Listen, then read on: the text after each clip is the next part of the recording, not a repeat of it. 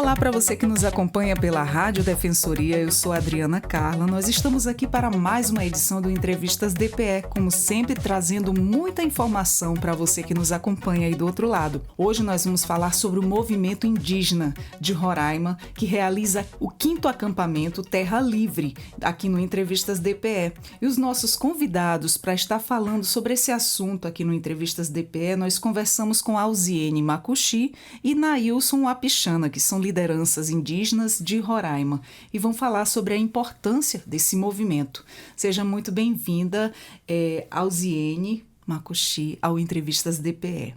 Olá, muito obrigada por esse espaço que foi concedido para nós, como lideranças jovens. Fico muito grata por estar aqui, também falar um pouco do nosso acampamento Terra Livre. Muito bem, o prazer é todo nosso em receber. Seja muito bem-vindo também, Nailson Wapichana, aqui ao Entrevistas DPE. Muito obrigado, a gente fica muito agradecido pelo convite. Estava falando um pouco também da nossa luta, da nossa trajetória aí dentro do movimento indígena, não só de Roraima, mas também a nível nacional, que a gente já vem de um acampamento nacional, né? Exato. Alziene, para a gente começar aqui a nossa conversa, o que representa para você e para o movimento indígena feminino estar presente nesta 5ª ATL Roraima? Representa um histórico de luta, das nossas lideranças que já se foram, que não estão aqui, e que foi uma caminhada dada para nós como juventude, como mulheres, não também só como mulheres, mas também como homens e crianças também que fazem parte dessa luta, e que hoje estamos só seguindo a caminhada das nossas lideranças que já se foram. Muito bem, dando esse segmento, né? E quais são aí os principais desafios enfrentados atualmente aí pelas mulheres indígenas em Roraima? Os principais são a discriminação contra nosso povo e também o machismo, que tem contra as mulheres indígenas. E isso é bastante doloroso para nós também, mas que a gente tem como um empoderamento aqui de estar lutando e reivindicando os nossos direitos, E é isso. Certo. E de que forma a participação feminina ela tem crescido aí nas lideranças, também nas articulações políticas indígenas?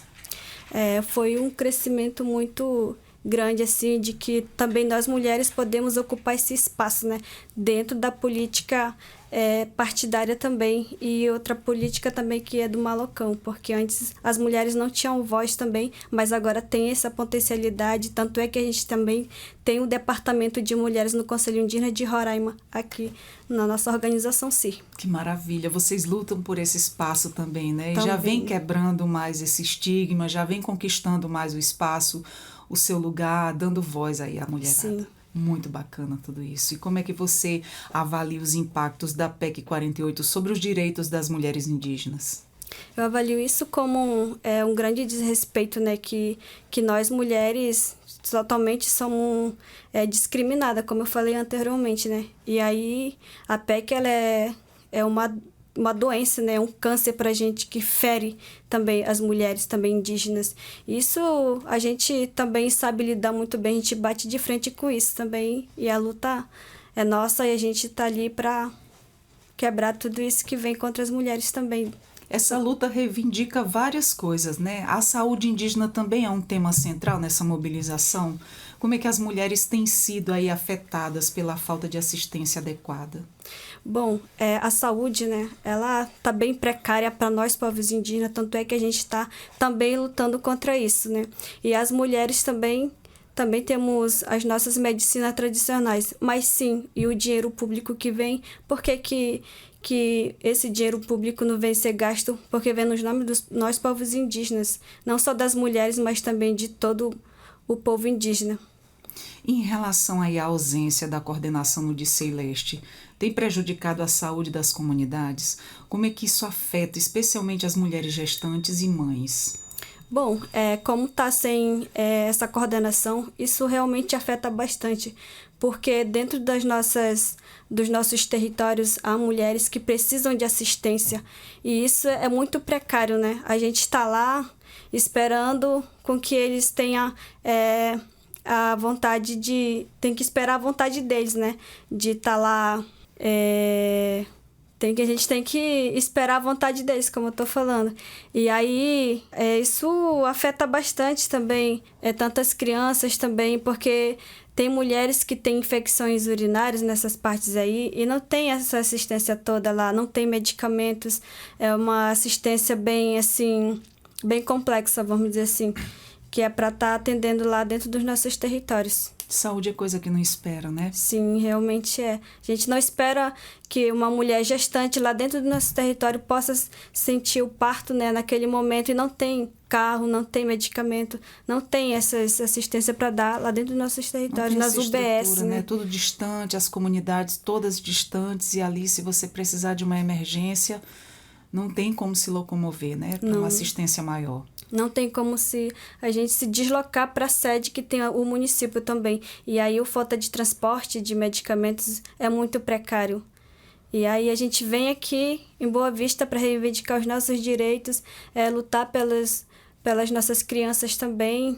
E quando chega aqui, eles não abrem a porta da nossa própria casa para a gente entrar dentro do que é nosso, né, por direito.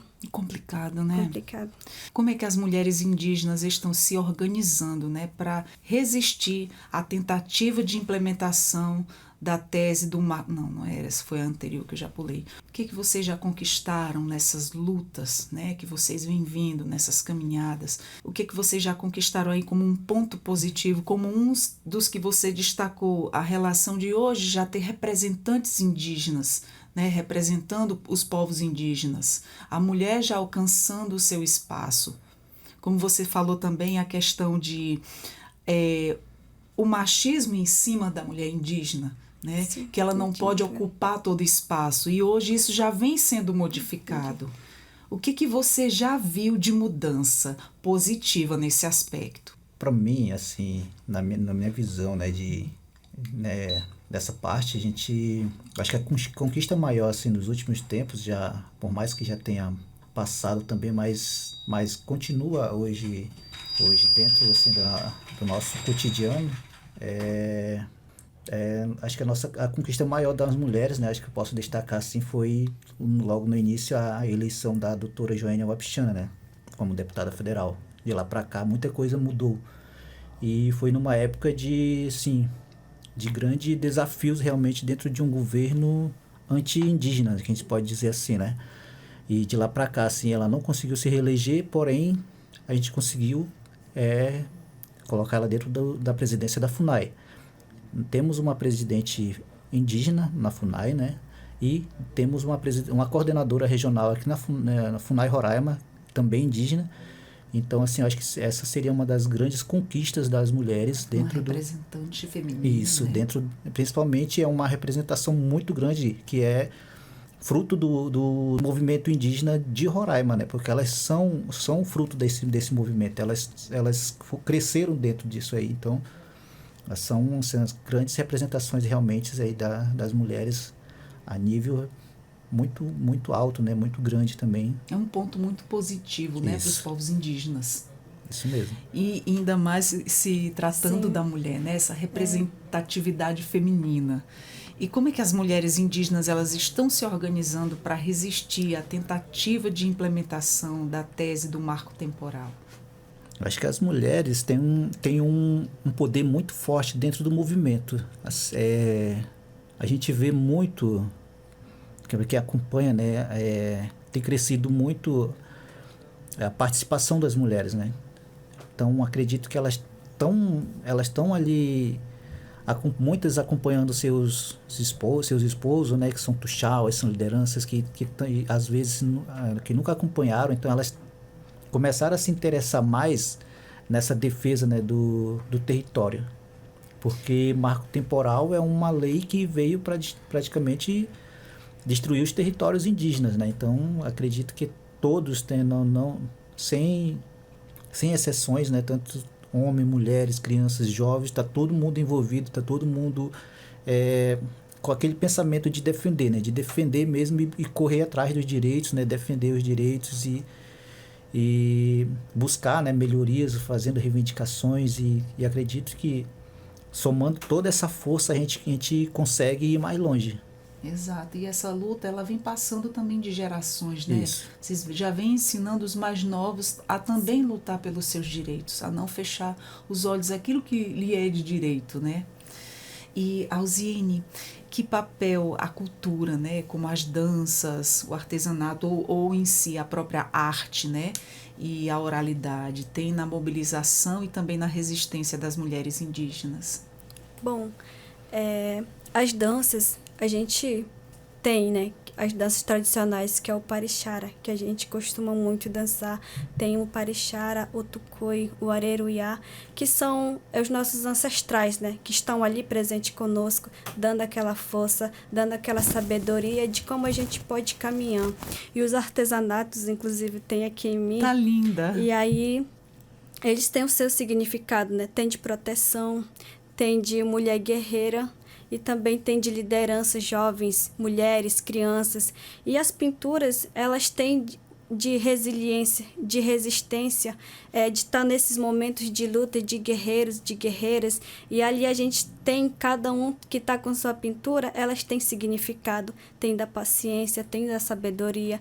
As pinturas, elas são muito... que a gente tem, de fato, aquela força, vontade, coragem de estar lutando e de ter aquela força também de estar ali para gritar e de ser resistente, é claro, né? E toda essa arte indígena, ela tem um recado, né? Ela transmite uma mensagem interessante. Outro dia passou aqui pela gente, na nossa mesa de conversa, um artista indígena, muito bacana ele. Então, ele falou muito sobre a arte indígena e ele falou toda essa representatividade, não são traços aleatórios, todos têm uma história, todos contam alguma coisa e representam alguma coisa. Eu disse, nossa, que bacana, eu fiquei assim maravilhada, ele me explicou ali umas coisinhas básicas e assim eu fiquei apreciando cada vez mais. Eu já achava bonito, ainda mais em saber que tem um grande significado por trás de toda essa arte, né? Porque só quem conhece, quem vivencia, sabe de tudo ao pé da letra como é que é. E o pouco que me foi passado aqui, e também os nossos ouvintes que nos acompanham, a gente fica assim maravilhado em conhecer. O conhecimento, a informação é tudo. Muitas vezes aquilo que passa despercebido da gente, quando a gente passa a saber, a gente fica encantado de certo modo. Eu já achava assim uma arte maravilhosa, e depois de saber o significado de muitas delas, nossa, eu fiquei assim muito impressionada, muito impactada. E que mensagem você gostaria de deixar para as mulheres indígenas que ainda não se reconhecem como protagonistas de suas lutas?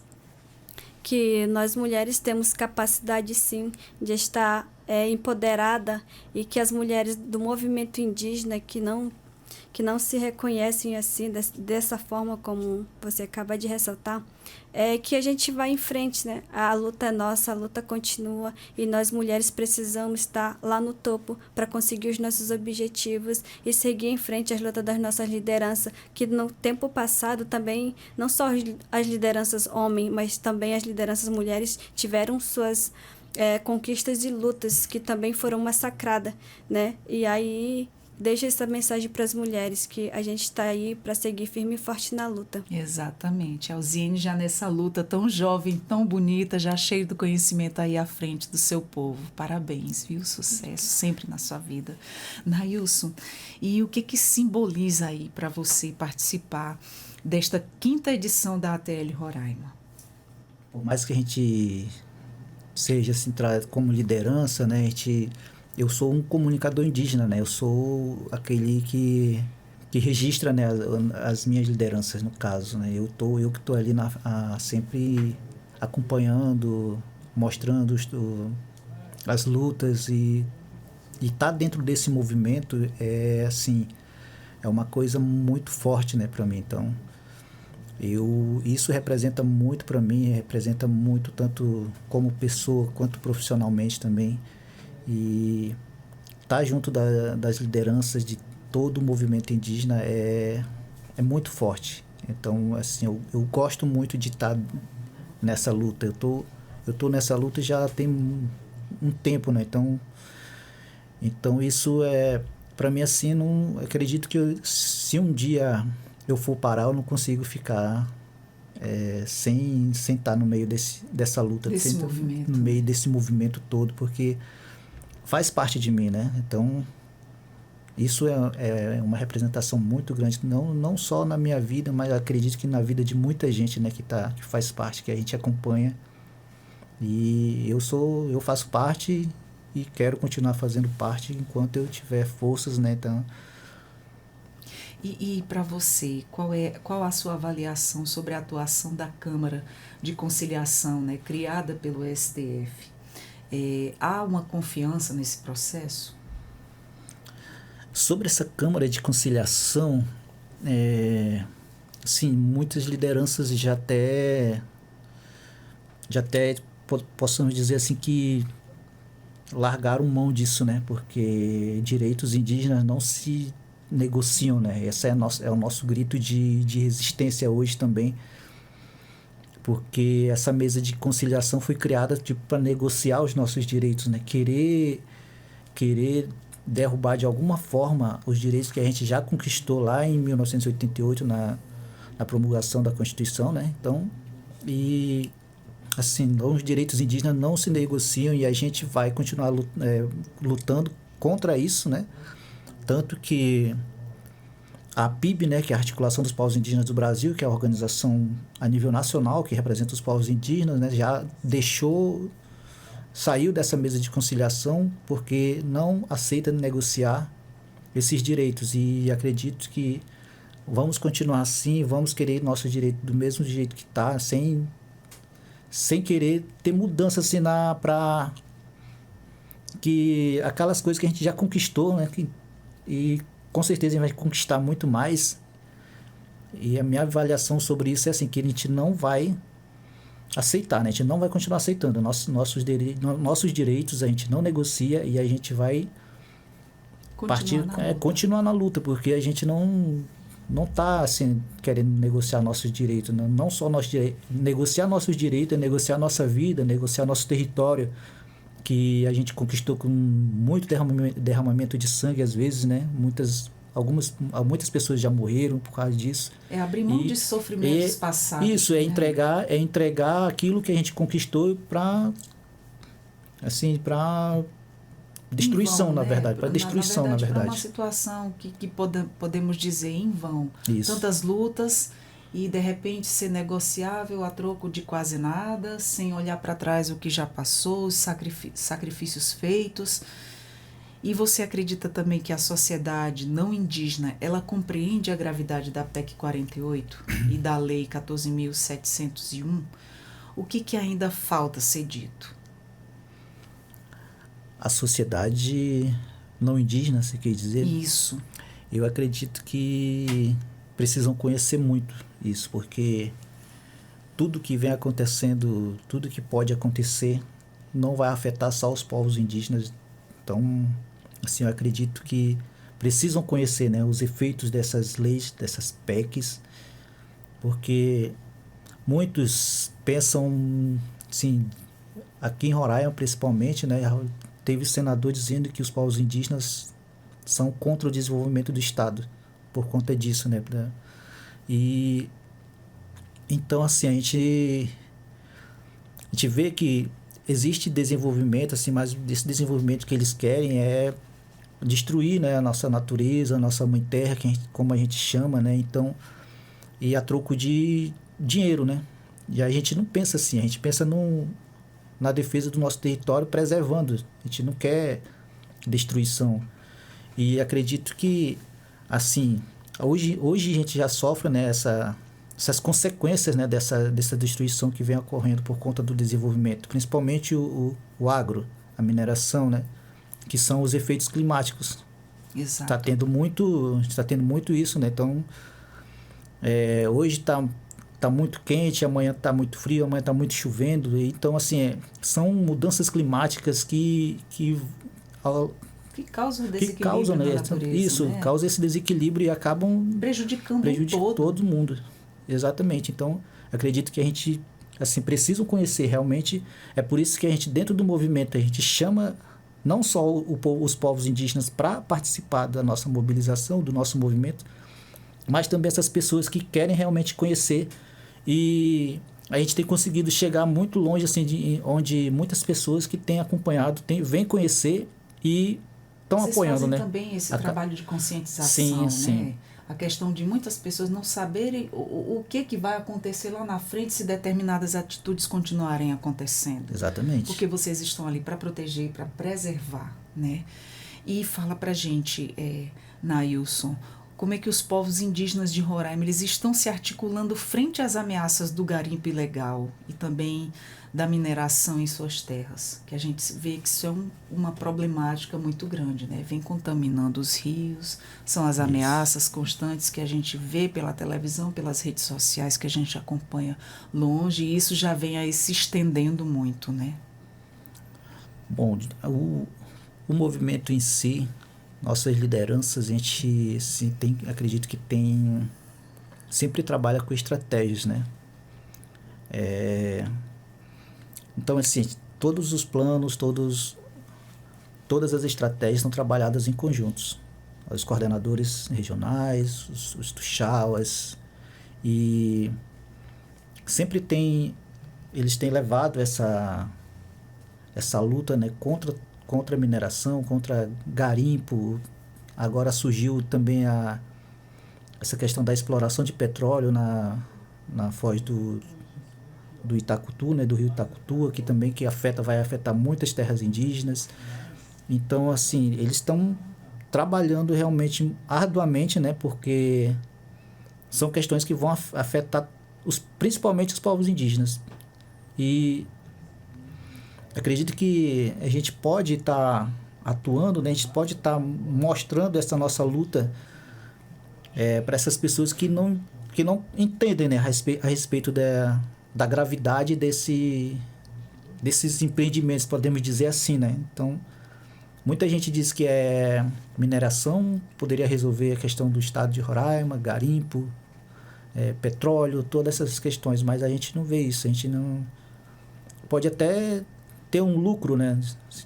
Mas para nós isso a gente não pensa no agora, a gente pensa no nosso futuro. Exatamente. A gente pensa nos nossos filhos, nos nossos netos, bisnetos, quem tiver vindo pela frente da nossa família. Então a gente não quer território para destruir, a gente quer o território para a gente preservar, manter aquilo ali e vamos defender sempre que for possível. E, Nailson, são problemáticas que a gente vê assim, que ela não fica só instalada ali nos povos indígenas, ela chega para a cidade também. Sim. Como essa questão, um dos pontos assim que ocorreu, que a gente ouviu muito nos jornais, nas redes sociais, essa questão dos rios poluídos, dos peixes contaminados. Isso não só ficou na região dos povos indígenas, como também veio para a cidade, né? Sim. O rio é um braço, o rio é um fluxo que corre e saiu contaminando aí perímetro adiante. E isso foi uma coisa que ficou meio que desenfreado, né? Isso.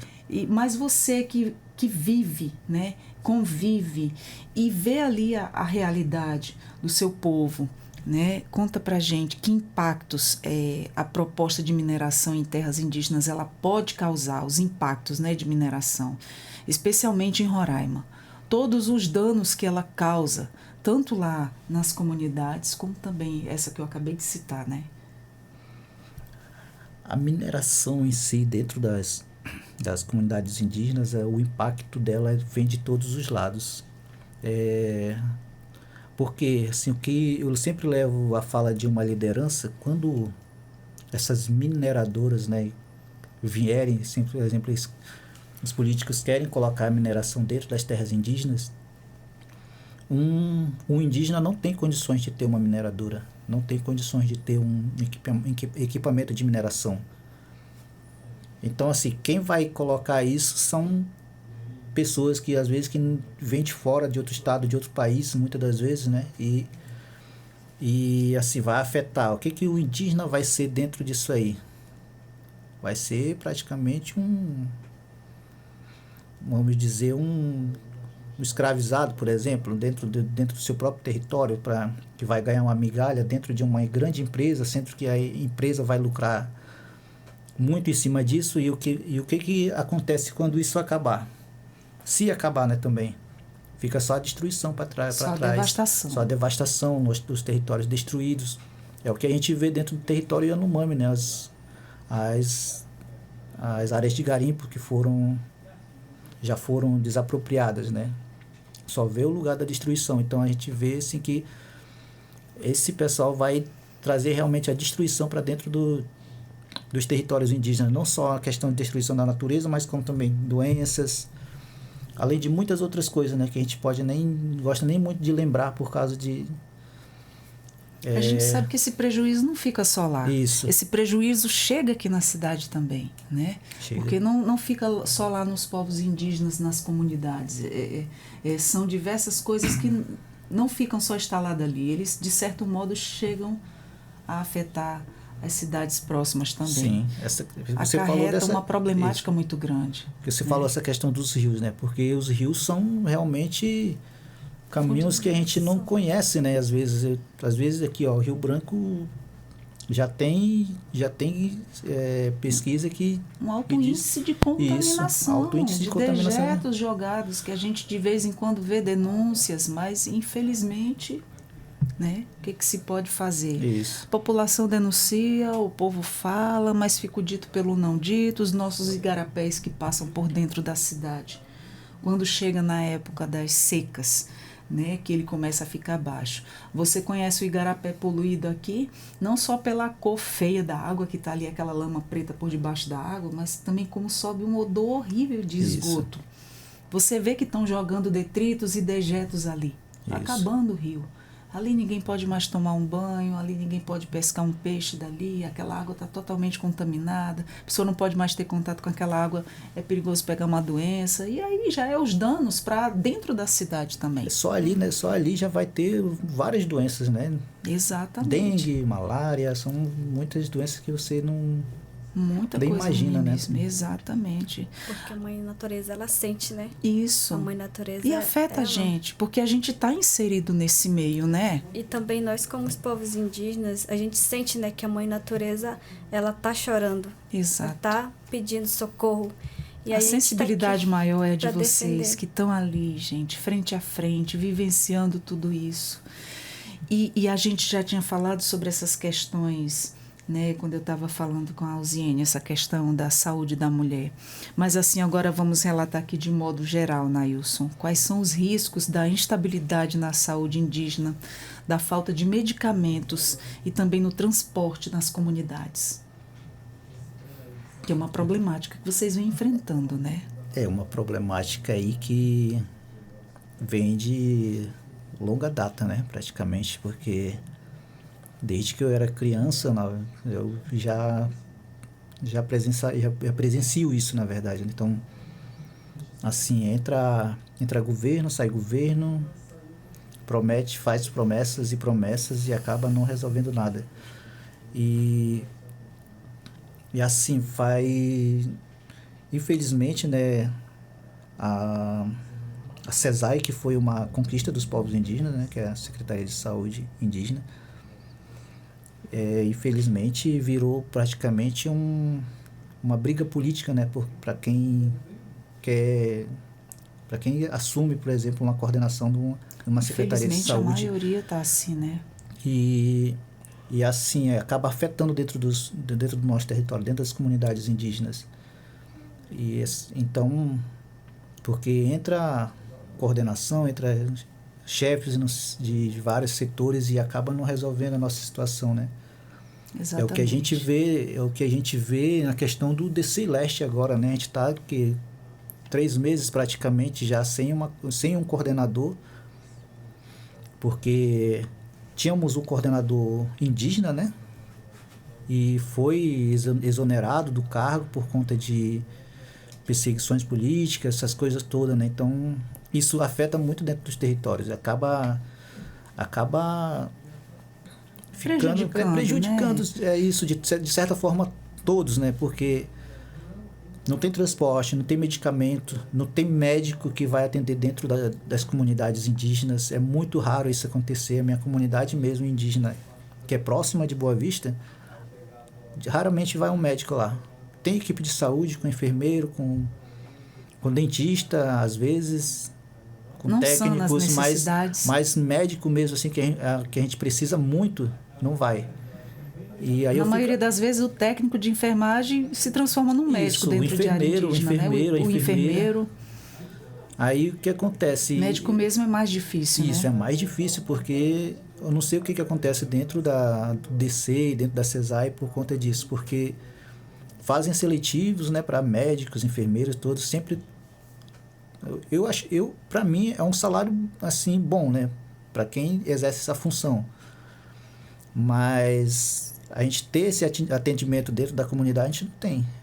E vai às procurar... vezes quando tem algum representante desses em determinados setores, às vezes a pessoa está até desenvolvendo um bom trabalho, mas como você fala, por questões políticas, Isso. modifica, quebra todo esse trabalho que vem sendo feito e aí prejudica, não dão continuidade, não tomam uma posição, fica nesse impasse, quem fica, quem não fica. A gente meio que conhece essa história de longe, não é diferente da gente na cidade também. Isso. Quando está se construindo ali alguma coisa e de repente tudo desanda, né? Quando você acha que aquilo ali vai tomar um rumo diferente, as coisas meio que desandam, infelizmente por questões políticas, porque as pessoas hoje em dia não estão olhando muitas causas, estão olhando o que ela pode ganhar com aquele poder, o que ela pode alcançar com aquilo ali. Infelizmente está assim. Realmente. Em modo geral, né? Isso. Como é que você enxerga a importância do ATL como espaço de formação política das novas lideranças indígenas? Eu acho que isso a gente pode responder junto, né, Elziane? Porque o movimento indígena, na verdade, a gente considera como uma grande escola, né? Muita gente diz ali, às vezes não é nem escola, é uma universidade, né? Porque através dali, as nossas lideranças antigas, tradicionais, uns que não estão mais entre a gente, conseguiram conquistar muita coisa, né? Sem saber ler, sem saber escrever, apenas falar, ter a sua voz como sua arma, né? E assim a gente realmente uma escola muito forte do movimento indígena, onde a gente consegue aprender tudo sobre direitos indígenas, sobre outros direitos também, né, que não são só dos indígenas, né, mas a gente sempre procura aprender um pouco mais sobre um pouco de tudo, né? Então, assim, a gente procura realmente estar acompanhando para que a gente tenha, né, a política do molocão que a gente usa muito dentro das nossas assembleias, dentro das nossas mobilizações. Então, acredito que tem essa importância, né, do aprendizado de tantos jovens, crianças, adultos. A gente aprende muito com nossas lideranças tradicionais quando eles participam dentro dos nossos movimentos, né? Já vai passando esse aprendizado, né, de geração para geração. E o que a ATL representa em termos de visibilidade nacional e internacional para os povos indígenas de Roraima? O ATL, a gente está no 5º ATL em Roraima. E a nível nacional foi o 21º. E então, assim, é uma visibilidade muito grande, né? Porque o acampamento aqui em Roraima, muita gente, assim, tem muita gente que vem para conhecer realmente como é que é a luta, né? E a gente que trabalha nessa área de comunicação, a gente procura, assim, mostrar mais. Onde der que chegar, onde der para chegar, a gente tenta alcançar o máximo possível. E, assim, a nível nacional, eu tive participando esse ano passado, né? Então pude acompanhar de perto como que é o acampamento Terra Livre. Então, assim, a gente vem em Brasília, a gente vê pessoas de todos os cantos do Brasil, né? Não só do Brasil, tanto gente de fora, pessoas estrangeiras vêm para acompanhar de perto e unificar as forças, isso, né? Muitos, às vezes, só ouviram falar, né? E estão ali no meio procurando conhecer realmente como que é aquela luta do movimento. Muito bem, sempre se informar, né? Isso, eu atuo nessa área de comunicação, assim, eu procuro sempre dar visibilidade, assim, eu tento alcançar realmente onde der, né? Onde puder chegar, a gente está trabalhando para atingir assim o limite de tudo, né? Para conhecer. Então, Alziene e Nailson. Alziene Macuxi e Nailson Apixana são representantes, líderes indígenas, né? Algo que eu não perguntei que vocês gostariam de estar falando, ou a gente deu aí uma pincelada em tudo que vocês queriam passar, ou vocês gostariam de deixar uma última mensagem como forma de convite à população que está nos ouvindo agora para conhecer o movimento, né, que é esse 5º acampamento do Terra Livre. Pô, a mensagem que eu deixo é que venham somar força com a gente, né? A gente precisa muito do apoio de todos, na verdade. Então, acho que venha conhecer a nossa luta, acompanhar, em vez de ficar só criticando através de redes sociais, né? Chega no nosso acampamento, chega na nossa mobilização e conhece de perto a nossa realidade. Venha conhecer a história e a realidade, né? Isso, e aí a mensagem que eu deixo é essa, de conhecer realmente a nossa luta de perto, né, para poder ter uma visão, quem sabe, diferente. Não, né, só julgar, isso, né? Primeiro conhecer a situação, ver a realidade em que vocês se encontram e não julgar. É isso que a gente sempre fala nas questões que envolvem uma série de coisas que a Defensoria abraça, como a causa indígena, as crianças com necessidades especiais, os LGBTs, né? Um olhar, como é que se diz, um acolhimento, sem julgar. Vamos conhecer a situação do outro, o que é que ele passa, o que é que ele está enfrentando, né? Um olhar sem julgar. É isso que a gente fala para todos que passam por aqui. E eu quero dizer para vocês que o Entrevistas DPE está sempre de portas abertas. Nós estamos aqui de braços abertos para acolher vocês sempre que quiserem estar passando informação num âmbito maior, onde amplie mais pessoas que acompanham para estar passando essa informação, esse conhecimento, essa troca de experiência e passar essa realidade que os indígenas enfrentam, né? Que os povos indígenas enfrentam. Isso. Muito obrigada. Foi uma honra e um prazer conversar com você, Alziene Macuxi, e também a você, Nailson Apixana. Foi um prazer.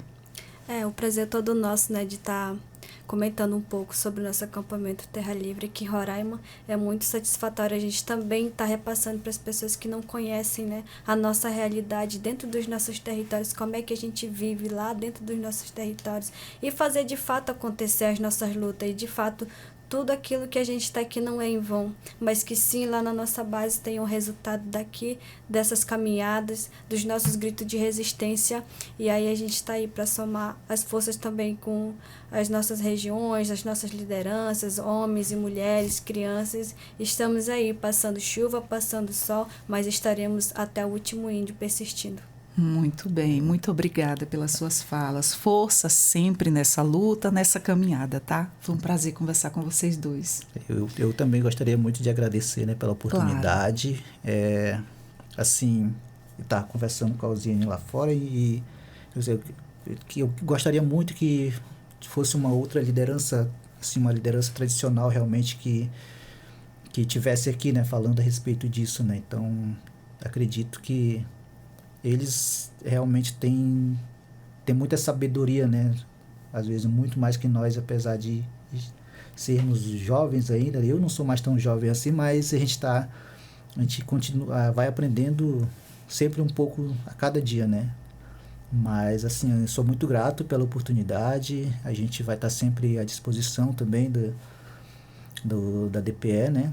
E é isso, a gente está na luta, vai continuar na luta, porque nós somos a resistência, né? Então a gente vai continuar nessa luta até não vai ter o último indígena. Então a nossa luta não para. Ela segue sempre. Por isso que a gente tem um grito que a luta continua, né?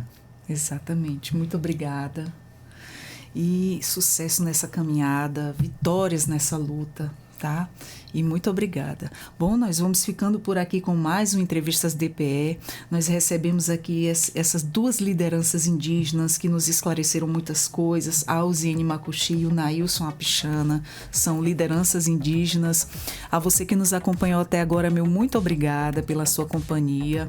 Compartilhe a informação da Rádio Web da Defensoria. Nós também estamos no YouTube, Deezer e Spotify. E eu sou a Adriana Carla. Até a próxima. Tchau, tchau.